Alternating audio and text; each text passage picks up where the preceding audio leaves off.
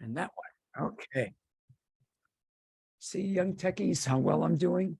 I don't know what's going on with my voice, folks. Sorry, all of a sudden. I have been talking about this incredible book, Optimizing Your Health, an approachable guide to reducing your risk of chronic disease. Emily Gould Mears, the author, is my guest. Good morning to you. Good morning to you. I'm delighted. I've just got to say this.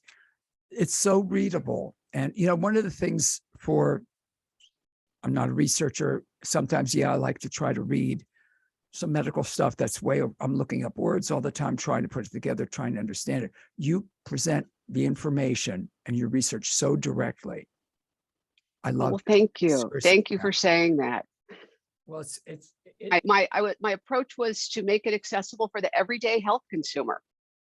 which we all need to be. Indeed. I want to talk about writing the book. There's a lot I want to talk about. Initially, you were a lawyer. Yes.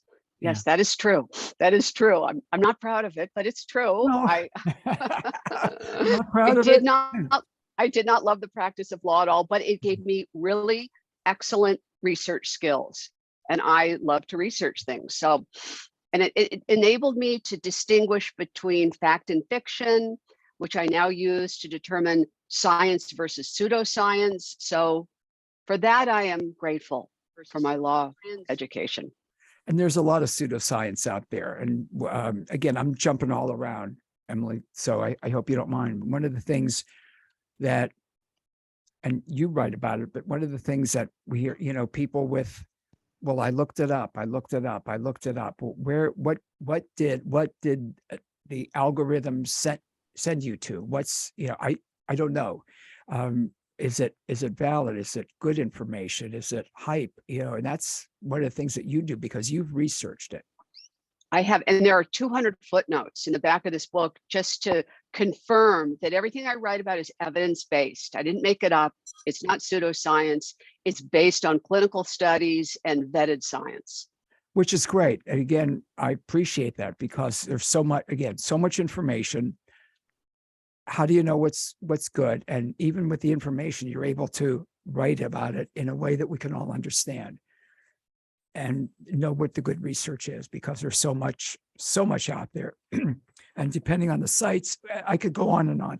So let's talk. I've got to talk about your dad. I love the dad. Oh, copious notes. That's right. You mentioned the notes in the back. That's something I learned in my very early radio days to look for, because I had a guest on once and I was just asking, and this is probably 22 years ago, about something in the book. And she was pushing back. I was just curious and then I realized, oh, there's no notes in the back and et cetera, et cetera. Copious notes, always a good sign when you're looking at a book. Your dad, the dedication, brilliant, funny, and had an unwavering sense of reality. I miss him every day. Tell us about your dad, if you don't mind. Well, I was very fortunate. I had the best father in the world. I really adored him. He was all of those things that I say in the dedication. And a lot of my frantic research began when he came down with vascular dementia. And many people in this country have already or soon will experience the utter devastation it is to watch a loved one suffer and consistently decline and ultimately succumb to a neurodegenerative disease. The numbers that are expected for people to die of these diseases are just rising exponentially. And yet there's not much meaningful progress. As I watched how the conventional healthcare system treated him or attempted to treat him, I was horrified because they weren't doing anything helpful at all. They had no idea what they were doing. They were giving him medication after medication. Many of them were working at cross purposes. They were opposing each other and they couldn't do anything. And so I started researching, trying to find if there was anything I could do to maybe slow the progression. And it was so grim what I learned. But I began a blog, a dementia blog, because I love to read the clinical studies that are based on hard science. And I was able to reduce them to everyday person language. And someone said to me, a lot of people are going through this, maybe it would be helpful. So I did that for a while until I found this is too grim and depressing because there's not any progress in this area. So I broadened my research to chronic disease. And I found that, in fact, there's a lot of hope and optimism out there because there are many things that we can all do to, at the very least, postpone the onset of chronic disease. And no one can guarantee that one won't get it, but chronic disease is what's going to get most of us. And the conventional healthcare system is not equipped to handle chronic disease well at all. They just treat the symptoms. They don't look for the cause. And most of the symptoms that they treat with a pharmaceutical, which may mask the symptoms initially, but ultimately cause other symptoms. And every pharmaceutical causes between 2 and 12 nutritional deficiencies. But not much is I'm going to ask you to repeat that that because it's so important. Every pharmaceutical, go ahead. Every pharmaceutical results in between 2 to 10 or 12 nutritional deficiencies. And nobody talks about that. Staggering. Yeah, it is. And people that are on multiple medications obviously multiplies that.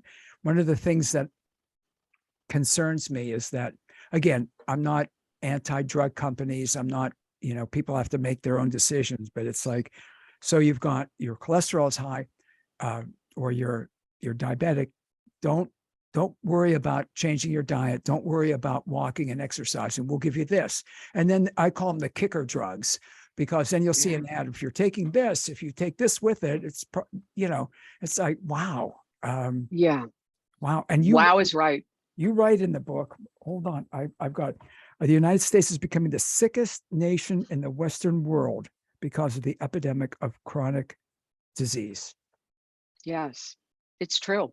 A bigger epidemic today, far bigger than COVID. And I don't mean in any ways to diminish that, but metabolic dysfunction is a giant epidemic. Tell us a little bit more about that. Metabolic dysfunction has a lot to do with what we're eating. It just means that things aren't working the way that they're supposed to. And there's so little attention on things that really need to get greater attention.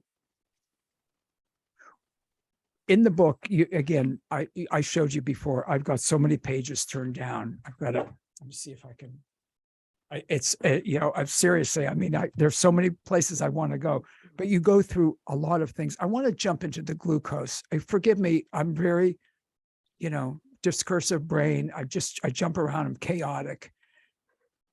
So let's talk a little bit about that. That was really, really interesting to me.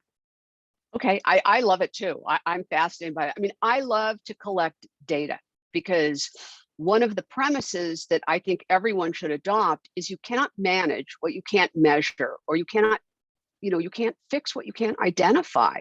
And so I love to collect as much data as I possibly can. Now, I realize that not everyone will be as extreme as I am, but one of the devices that I talk about in the testing and tracking chapter is something called a continuous glucose monitor, or a CGM for short. And it's designed for people with diabetes, but it has incredible, valuable application for people who don't have diabetes. And as I mentioned to you earlier, I'm convinced that in the future, we will realize the valuable data that can be gleaned from this device. And I think everyone will have one, because what it tells you your individual response to everything: food, drink, exercise. Your glucose levels are impacted by sleep, how well or how poorly you slept, exercise. And what they're learning now is that glucose spikes are really what are very bad. That contributes to metabolic dysfunction. They know that that also contributes to neurodegenerative disease. There are people who are calling Alzheimer's diabetes 3, and it's a result from the constant spikes. It isn't so much just to have high glucose, But the spikes after you eat certain foods, many of those are what are very harmful for your system. And I find that fascinating because, again, when I saw that in your book, Optimizing Your Health, Emily Gould Mears, EmilyGouldMears.com for more information. Of course, the book available everywhere online. When you said that, because at first it was like, and again, I'm the layman, you're the researcher, you did the work. I'm thinking, why would I, with no issues, no diabetes, no family history of diabetes, why would that? And I'm reading it, I'm thinking, wow, this could be really good for everybody. It blew my mind. Honestly, it just blew my mind. Just for example, things that we think of as good, whole, and seemingly benign foods are a banana or a carrot or even popcorn. But depending upon one's own genetics and biochemistry, they could potentially spike glucose after eating any one of those foods. And your brother or sister or friend could have no glucose spike. It really depends upon your genetics, your biochemistry, how different we all are. And that is such valuable information to learn. You wear these glucose monitors for a couple of weeks and you download an app and you learn how you respond to these things. And there are tricks to do to reduce the spike, or you might want to just not eat that food if you know that it's causing constant spikes, because you can't feel the spikes. It's not something that you'll be aware of. I mean, you may get lightheaded or a little hungrier, but for the most part, they're subtle and not completely obvious. And harmful, as you said, could be very harmful. Yes, they are harmful. They really are. Wow. That, again, so much in the book, Optimizing Your Health, an approachable guide. I love that. Approachable guide to reducing your risk of chronic disease. Emily Gould Mears, the author, is my guest. Because it is very approachable. And I know I've said this over and over when I've been talking about it. It's how do you discern information good, and how do you make it, what do I say, palatable, approachable for, the layman, for all of us. And you do a beautiful job with it. You do a beautiful job of explaining it. I want to talk about COVID. And you write about how you were able to focus on this through COVID.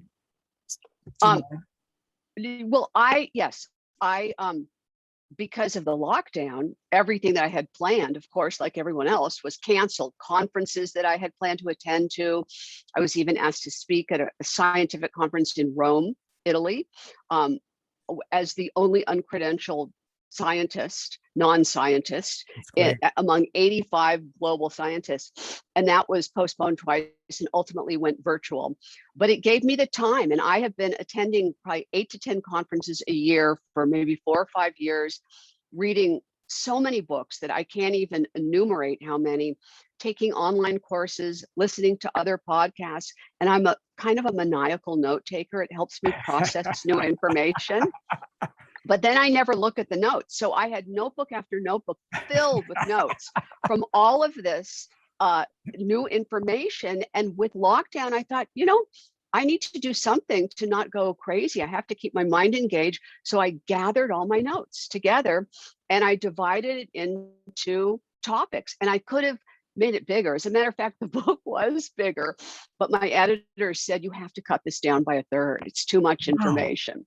So is there a second book coming? Well, I have to see first how the first book does. Having no name recognition is really difficult trying to sell a book.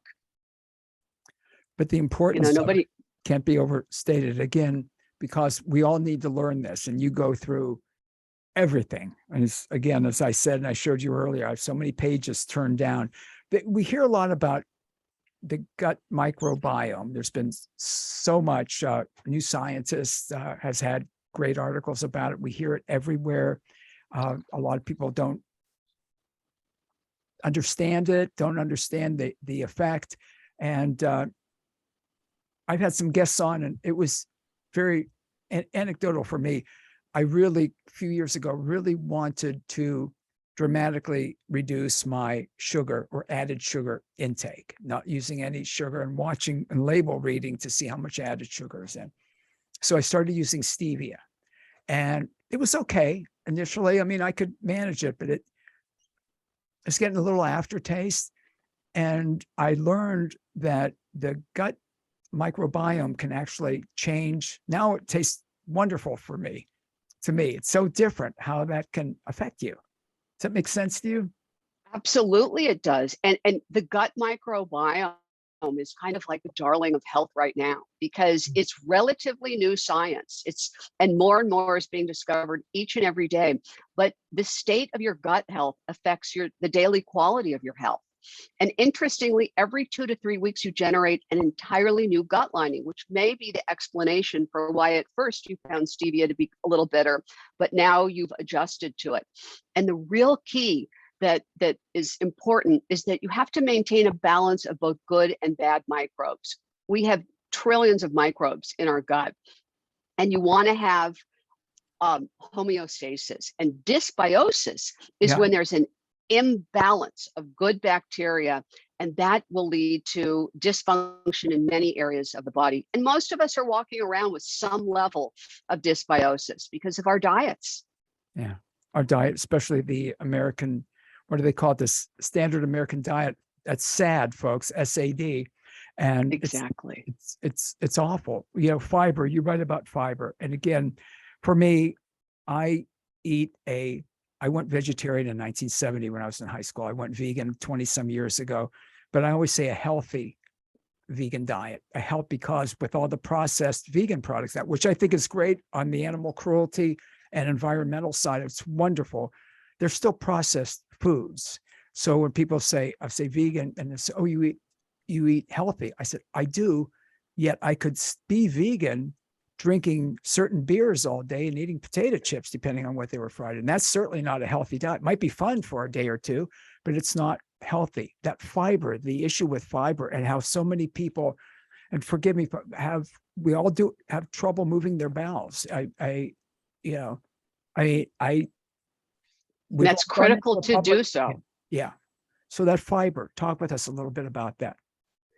Well, the food that you eat affects the diversity of your gut microbiome. And fiber has so many benefits. I mean, for one thing, if you eat fiber before, let's say you do like sugar and you can't eliminate it completely, if you have some fiber first, what that will do is coat your lining. And so it will slow absorption of the sugar, the glucose in your bloodstream, which will reduce the glucose spikes. And when you have a lack of diversity from lack of fiber or poor food choices, it affects your immune system, your central nervous system, your brain function, your heart health, literally everything. And after all my research, I'm convinced that if you have any kind of ailments anywhere, you have to address the gut first. You won't be able to fully fix anything else if your gut is out of balance. That's interesting. When you, again, prebiotics, probiotics, I love fermenting foods. I love kimchi. I love a lot of that, but you got to have the prebiotics also. And by the way, assuming you don't have SIBO, and I write about all of that in my prebiotics, probiotics, and now something called postbiotics in the supplement chapter, because you want to identify what bacteria you have in your gut first. You may have an abundance of one type. You don't want to grab a random bottle of probiotics off the shelf as a strain of a bacteria that you may already have too much of.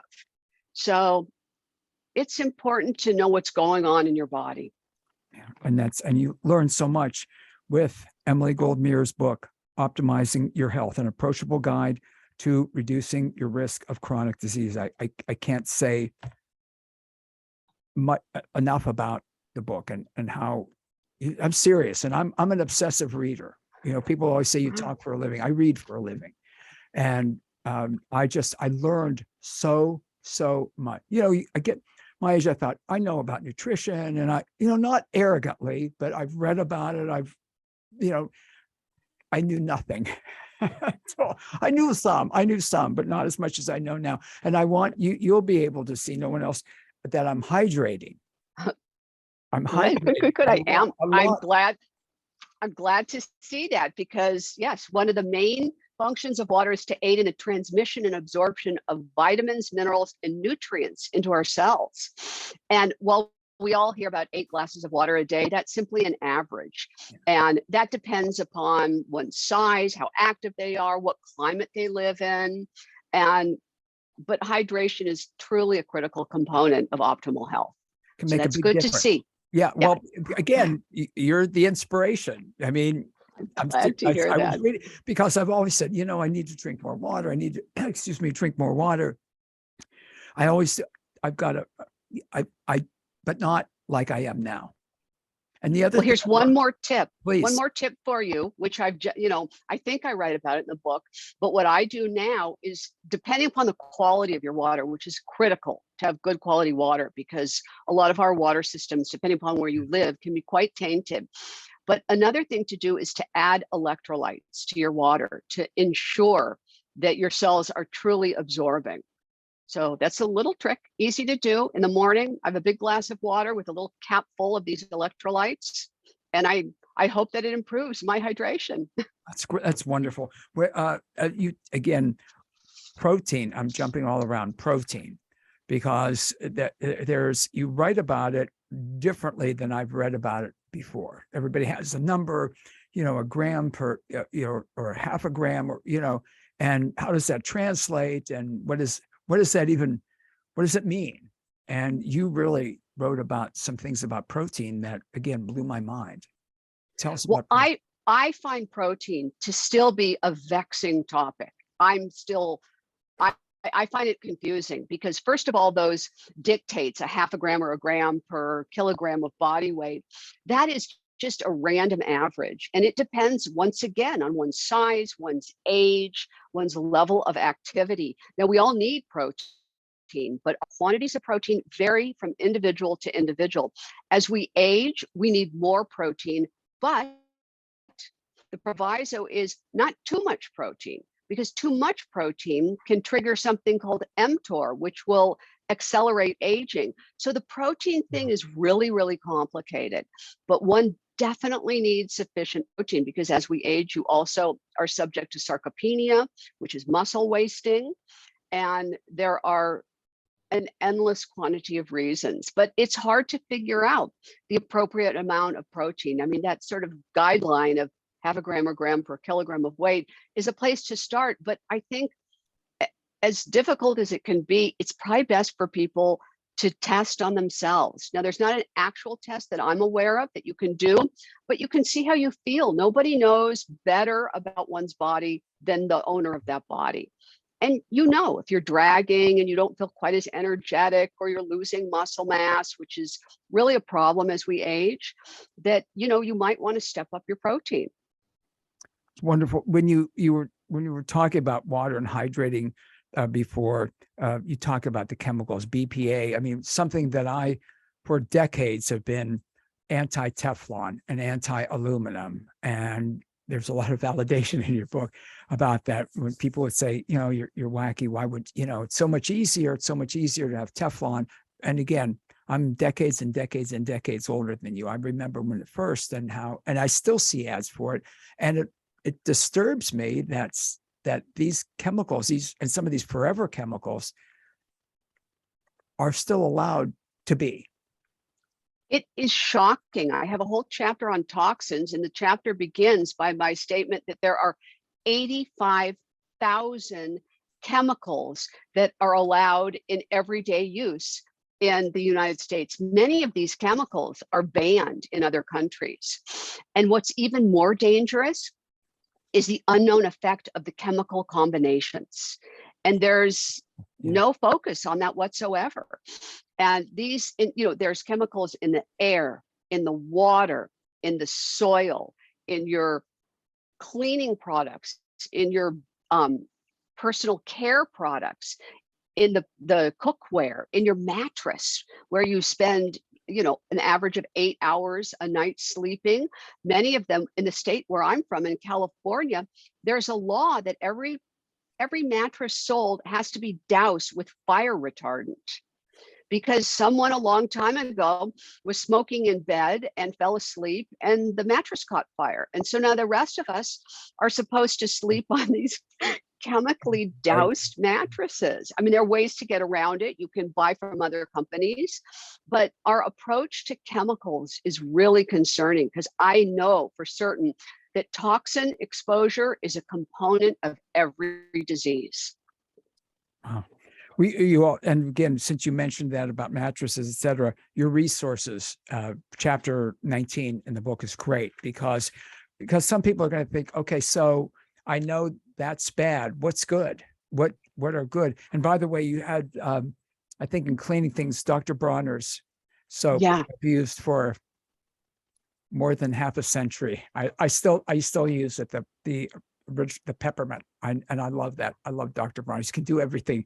Yeah, with it's true. It's a great product. It really is. Yeah, that I vetted a ton of products that apply to each one of the previous 18 chapters. And that's what chapter 19 is, resources, so that people who aren't inclined to do the research love to do the research. So I did it for you. That's wonderful. That's wonderful. Emily Gold Mears is my guest, and you can go to emilygoldmears.com. Again, the book, of course, everywhere online. You can also get it, a link from your site to IndieBound, which is wonderful, and even your Barnes and Noble. And if you ask them to order the book, if it's not in stock, it should be in stock. Be shunned if it wasn't, but it should be in stock. And at least they're employing, even if it's chain, I get it, but they're employing people in your community and owning or renting land, et cetera. So it helps your community if you can buy it as close to home as possible. And IndieBound is a great resource. I also love the action steps because sometimes, you read the chapter and it's like, whew, wow. And then you have the action steps at the end of each chapter. Well, I added those because I didn't want people to feel overwhelmed. I mean, I'm a believer that health is the most important thing because everything else can be moving along swimmingly. But if you have poor health, that really interferes with everything. But it's it can be overwhelming if you read everything that I write about and think, where do I start? So I tried to distill each chapter to approximately 5 action steps that one can do. And I'm a believer to just start small and build upon that if you're so inclined. But the littlest improvements are going to help people. They're going to feel the difference. And it has to do with this new emerging area of science called epigenetics, which I find utterly fascinating, which basically says that we're not a prisoner of our genetics. We all have variations in our genes that may predispose us to a higher risk of certain things, but it doesn't mean that we'll get those diseases because epigenetics says that your lifestyle modifications will either turn on or turn off the expression of these genes. So we have control, which is very empowering, I think. I want everyone to be empowered to take control of their health and make changes, little ones at first, and if they want, add on to them. It's wonderful. When you think about the changes, the things you can change, again, one step at a time. No one's expecting anybody to, well, tomorrow I'm going to do this and this and this and this and this. You write also about gluten, about food allergies. And I know earlier this year, I did 30 days, no soy, no gluten, no corn. I think there was something else, maybe not. But how did you feel after that? Very honestly, the same. So I wanted to know. I just was curious because I eat a lot of soy. I eat gluten, and I make things with vital gluten. And I was just curious at my age if it would, and then add them one at a time back into the diet. Number one, I was delighted to find how easy it was. How many things are out there, how you can cook different, it's not, for me, it wasn't really that challenging. Initially, I thought, oh, what am I going to do? And then it's like, like a week into it, I thought, this is simple. People need to be aware. And you write like about gluten and all the different things that gluten can be in. And if people Yeah, have sensitivity, go ahead. it's very deceiving, but that what you just described is such an excellent way to do a self-check on yourself, eliminate certain foods to see if they may be ones causing you discomfort or disease, because it's not always obvious. We adjust. And depending upon one's age, there's a concept that I love, and I'll get to gluten in a minute. It's called allostatic load. And I like to describe it as if you can imagine a trash can inside of you. When you're young, we all did a lot of things that probably weren't good for us, but you're so A lot. resilient, Yes. and your trash can or your allostatic load has not been met. And so it's kind of empty. But as we age and we continue doing these things that are not very healthy, that trash can fills up. And ultimately, you hit a point where it's full and it begins to spill over. And that is when you start to recognize symptoms. It's because you're losing your resilience, and resilience is such an important concept. Now, gluten is not an offender for everybody. There are some people, and it's thought that it isn't even the gluten so much that's the offender, but rather the fact that the wheat products are sprayed with glyphosate, Roundup. The main ingredient is glyphosate. And that's a heavy toxin. I mean, that's an herbicide that recently, at least in California, there was a big class action that succeeded against Monsanto because there are many people who claimed that they got cancer from working in the fields and dealing with all the Roundup sprayed crops. So, but gluten is a tricky one. If it is a problem for one, you have to really be careful. I have a list. They disguise it. The food industry is big list, by the way. It's an extensive list. It is. It almost seems they're out to trick us, the food industry, because things like monosodium glutamate, I mean, it's in everything. It's used as a filler. It's in soy sauce, things that it wouldn't occur to you that would have gluten. I mean, we know that, okay, bread is made from wheat. Those are obvious, but there's so many ingredients and products that where it's not obvious, that it's good just to familiarize yourself with the list in case you are having gluten issues. And glyphosate, that was one of the areas that I have pages turned down in notes for, because it's interesting. I should say, it's disturbing, horrifying to me that that's still on the market with all of the successful lawsuits, knowing what it can do, and then they'll have genetically modified wheat and soy, so you can spray glyphosate Roundup on everything. It'll kill everything, but it's getting into that product. That horrifies me. That absolutely horrifies me. It is horrifying. And it doesn't just get into the product, but it gets into the soil, and it's in the air. And then with wind, the air, can be traveling to, even if there's an organic farm right next door, the air can cause the sprayed herbicides and pesticides to the non-organic farm. But the real concern is the soil, because our soil is very tainted with all of these chemicals. And there are people who say that we don't have a lot of more healthy yields left of the soil. And as it is, the soil is rather devoid of nutrients. So when doctors tell you to get all of your vitamins and minerals and nutrients from food, that may have been possible years ago when our soil was more healthy.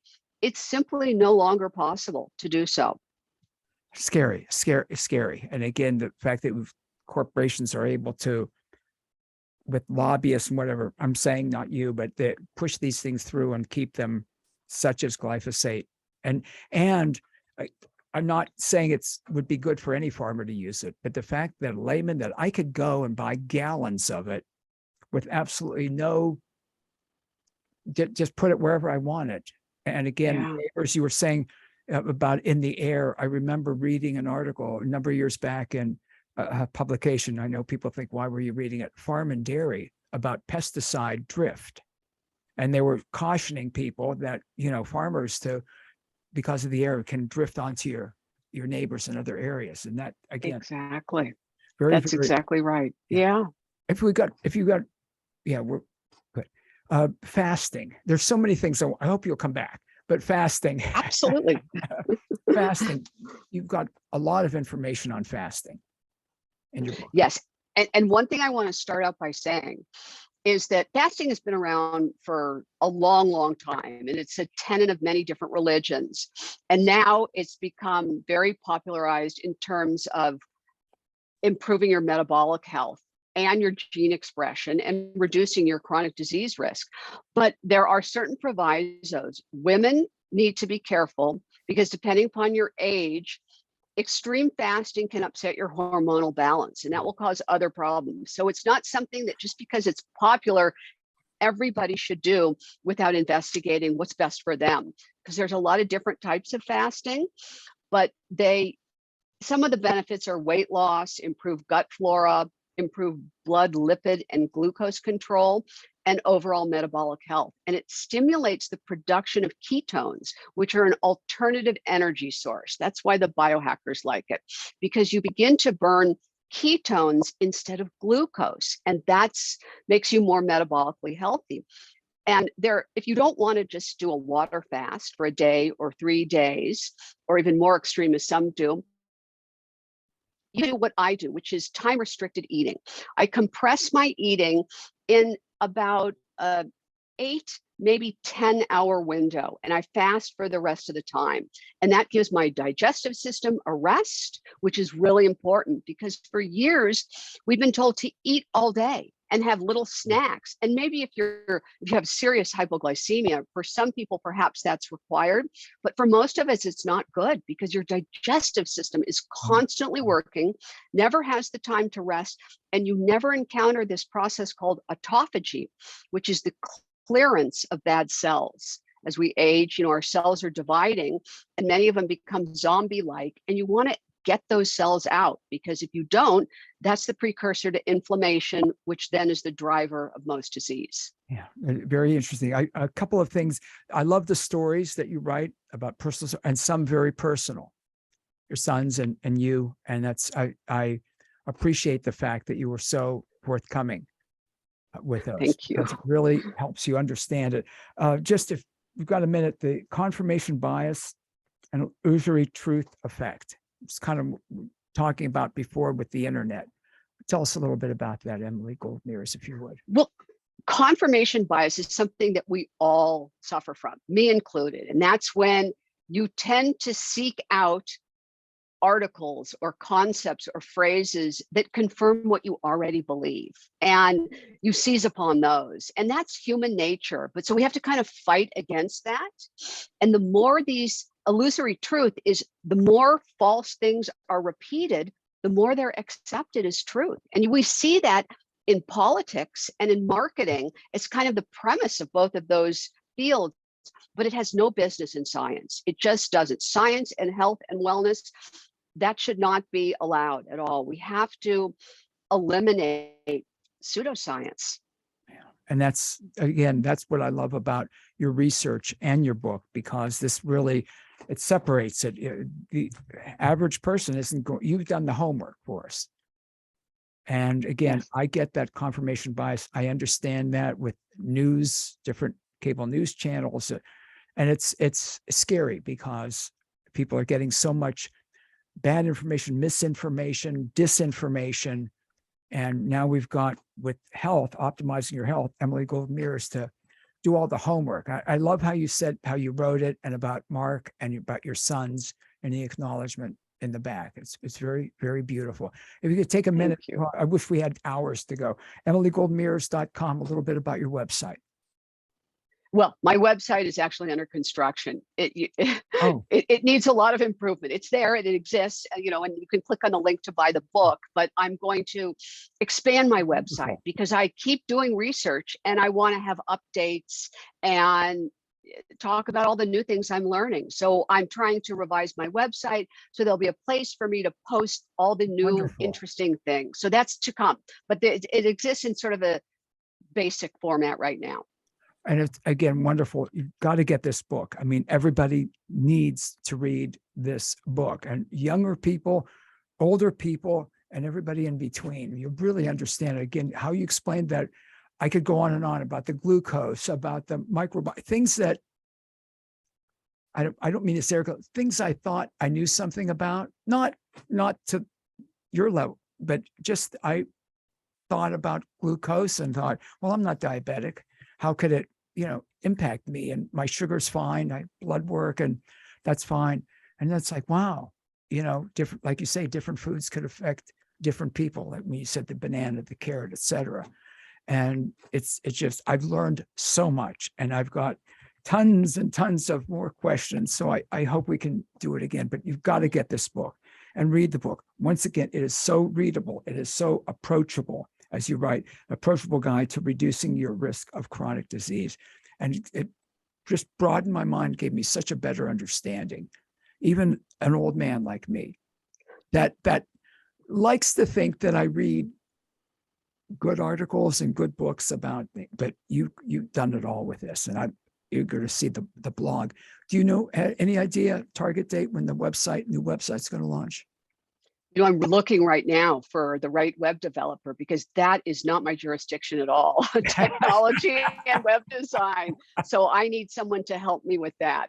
I like the science and the research and the writing, but in terms of technology, I need help with that. We were talking off air about that, as do I. Lots of help. I'm going to continue drinking my water and with no BBP in it, purified, and I'm going to start adding electrolytes. It's a wonderful idea. Emily Gould Mears, thank you. Certainly, thank you for doing the gig with me this morning, but thank you for doing all the research and presenting it. Again, how you talked about your dad, how you talked about going through the lockdowns and the support, your Mark, for feeding you. I think it said in the acknowledgments, and that you did an amazing job. Thank you so much. I really enjoyed talking to you. Thank you for having me on your radio show. Thank you so much. Folks, again, this is a must get and must read book. She is phenomenal. This book will enlighten you